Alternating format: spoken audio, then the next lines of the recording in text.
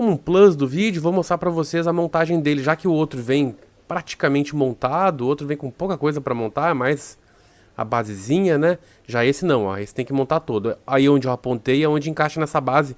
Eu já tinha montado ele pra testar, então desmontei de novo só pra mostrar pra vocês como é que monta, né? Acabou que eu não consegui tirar essa essa partezinha onde eu mostrei pra vocês com a base redonda, achatada aí. Mas é muito fácil, viu, pessoal? Essa parte mais que eu tô mostrando pra vocês aí, ela só encaixa ali na de baixo. Ó, essa partezinha que eu circundei com o dedo aí. Só encaixar, colocar o fio por dentro lá, né? Pro fio sair por trás ali. Não tem nenhum mistério. Fácil, fácil demais.